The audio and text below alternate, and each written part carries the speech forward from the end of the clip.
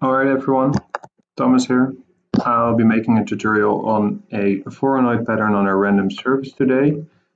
And what we're going to need is Grasshopper, a plugin for Rhino, which is software on the left side, and Rhino on the right, Grasshopper on the right side. To do this tutorial you need the standard Grasshopper plugin, and you also need the Weaverbird plugin, which you can get for free online, and I'll put a link in the description. First thing we are going to do is create a random surface, because it's going to be a Voronoi pattern on a random surface. And to do so, I'm going to create 4 points and create a curve through these points and patch them to create a random surface. So how we're going to do this, we're going to add 4 points, and I want to be able to set the X, Z, and Y location for all of these points. So we have MD sliders in here, which determine 2 of the 3 directions, and I'm going to add a number slider for the 3rd direction, in our case the Z direction. I'm going to edit these values, put them on integers, and make 50. And if I edit this one, I can put it from -25 to +25, also for the other domain. And then we need a unit Z and a point. So when we first add the MD slider to the point, you can see that we have a point on the XY plane, and I can move it around using the MD slider. Now I also want to move it in the Z direction, so I added a number slider here. And we're going to move this point and remove the preview of this one in the Z direction based on a number slider. So right now we can pretty much determine exactly where this point is in a space from 0 to 50 and from -25 to +25. So to create a surface, we're going to need a couple of these points. So I can just copy this one and then drag it down to create a second point. Control copy, Control V for a 3rd point, and it looks slightly nicer. We have 4 points, so I'll just add a 4th one. Now the 4 points are exactly on top of each other, so I'm going to make sure they are not on top of each other anymore. So I'll just put all of them somewhere in a different corner in its space, and then if we make like one low, one high, one low, and another high, we're going to get some kind of triangle shape. When we pull this points through a NURB curve, you need to hold Shift to add multiple lines into one input, which is really useful. As you can see, it doesn't create a closed curve, and that's because we need to put the boolean to true, and now we can see it creates a closed curve. Just as in Rhino, we can patch this using curve as input for the patch, and there we go. There we have our surface. I just put a preview for the other blocks off, as we don't need them any longer. All right, now we have a random surface. We can change it. We can adjust it a bit if we like to. And we're going to add a Voronoi pattern on it. To do so, you need a couple of blocks. So populate geometry. Since it's not a straight surface, we're going to populate the geometry, which is our patch. We're going to need the Voronoi block, which basically does all the magic for us, or a large part of the magic. And we're going to need a bounding box, because else it will glitch out. I'll show you shortly. Right here you can see, I'm going to need this one.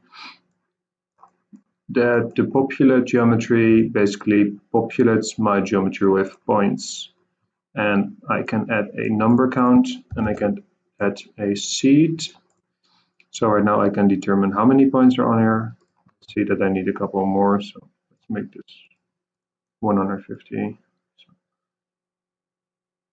there, and then I can also change the place where they are set. So this is basically a randomizer with the same number of points. We then use these points as input for our Voronoi box. And the Voronoi box looks like a really complicated bunch of stuff. You can see lines and planes in there and there are points. I'll turn these one off so you can see just the Voronoi. I'll break this one down a bit so you can see what exactly it consists of. We can use the deconstruct prep function to break it down into faces, into edges, and into vertices. So that means we have surfaces, we have curves, and we have points. If I turn them all off and then turn this one on, we can see that we have a set of surfaces, and this is the one we're going to continue with because we want the intersection between these surfaces and our initial patch. So where these cross each other, that is going to be our Voronoi pattern. But just for the sake of explaining it, oh, wrong button, Ctrl-Z works, that's nice. I'm also going to show you that we have a bunch of lines and that we have a bunch of points. We're not going to use this, it's just to show what it looks like. We're going to use a intersection tool called Wrap. And what this does is, the icon is actually pretty good. It gives us the intersection between two surfaces. So there we go. We have our Voronoi pattern in a single line on our random surface. Now, what you also see is that it has some weird trimmed of edges, and that's why we need this bounding box.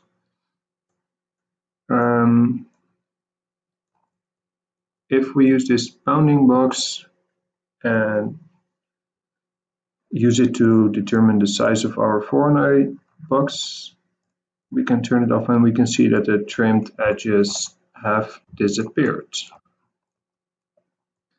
All right, I'm going to show a bit of what we're working towards to, and that is this box, and it is basically a mesh thicken, and it needs a mesh as input. And right now we have, I can show you if I bake this right now, we have, still thinking, we have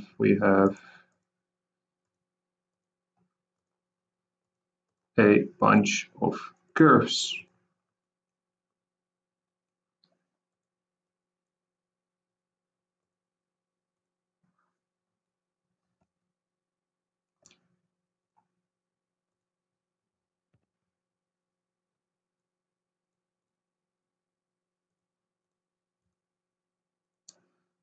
For some reason, the curves are already polylines, which didn't happen when I tried this tutorial for myself. So I'm going to see what happens if I skip the next step and go straight to an offset of these, so we can create some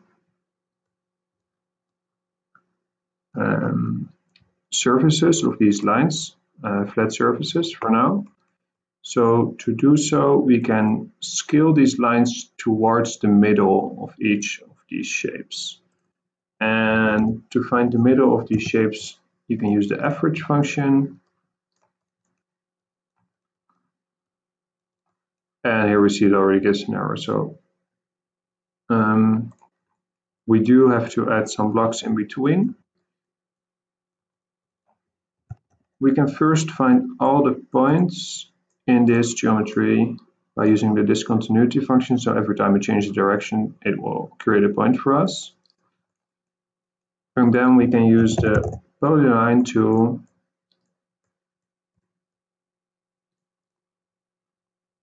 which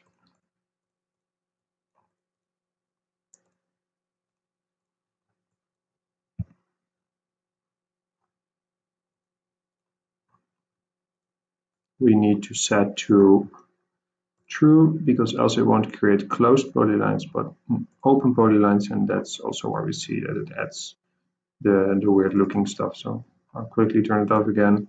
You can see right here it suddenly has some missing lines. It's because it creates closed curves,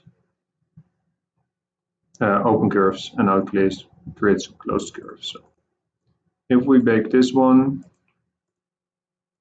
the result looks the same as that we just had, except it will most likely work this time. So we can use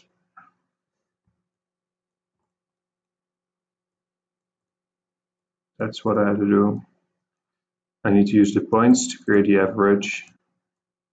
Then I need to use the polylines as the geometry I want to scale, and I'm going to need a number slider which will determine how much or how thick my meshes will be. So 0.7.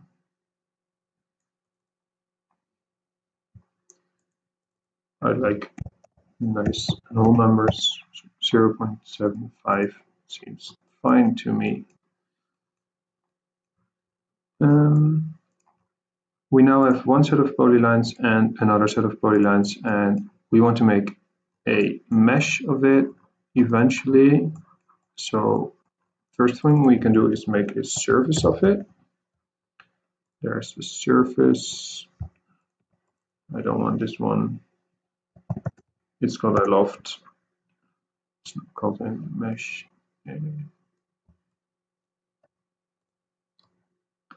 All right, so what we see here is a lot of stuff we do not want. It glitches out a lot. What I found that causes this is that the bounding box is like exactly at the edge of everything, which often causes errors as the index is out of range, which it says in Dutch. So if we had a scale box over here, put the geometry in here, and then we had a number slider, which we put at something slightly over 1. Need to edit it first. Put the max at 2. We can put this at 0.01. Use that as value, and then use the slightly scaled geometry as the inputs for the bounding box.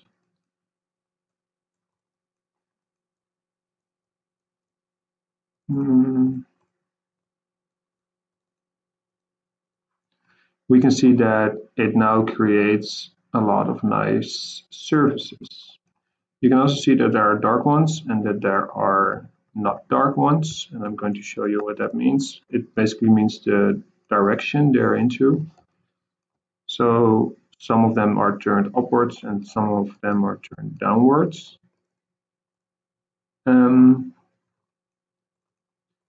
Going to hide the boxes we're not needing.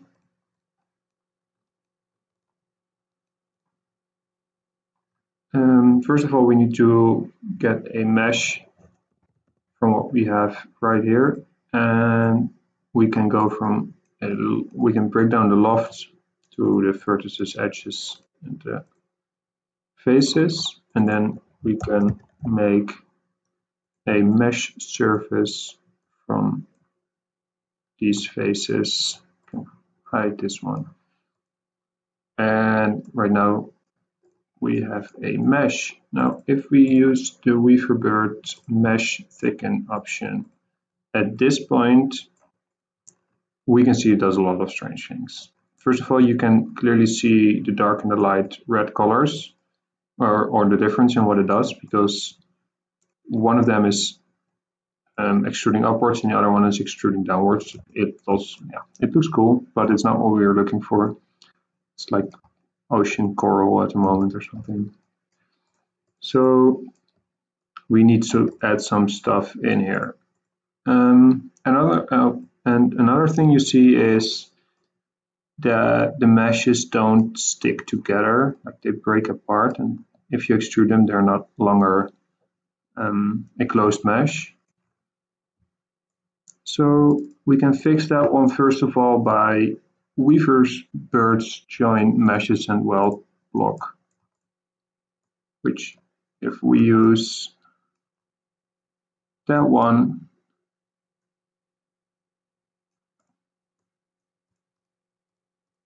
it should close the meshes, except it doesn't really do it nicely right now.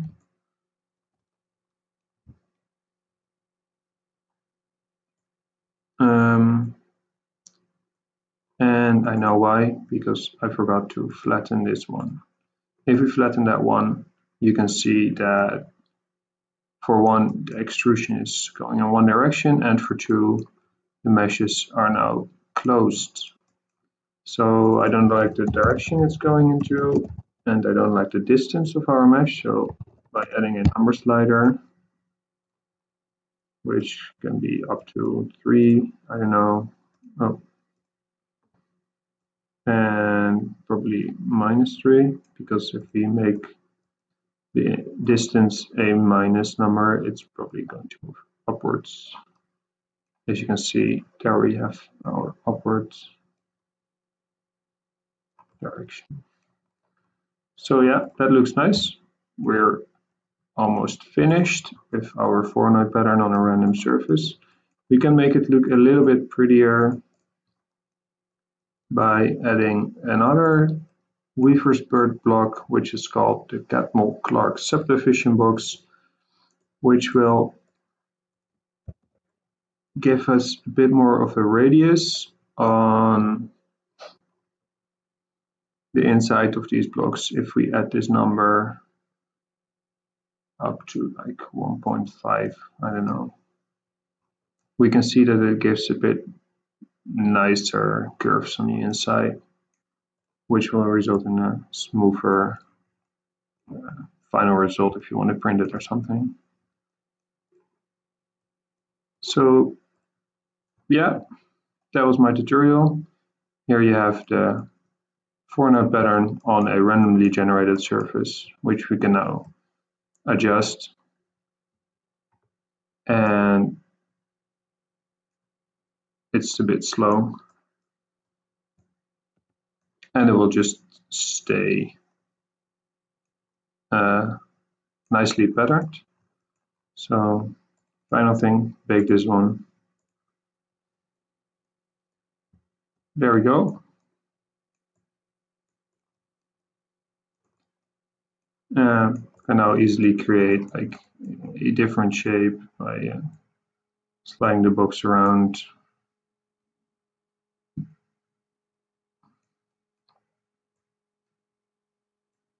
Adding this one a bit, changing the height of one of the points.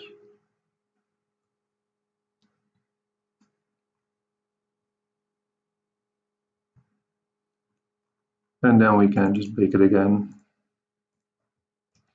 And we have a different shape in a matter of seconds. Put this on rendered to see what it looks like. Oh yeah, pretty cool. Thank you for watching and have a nice day. Bye.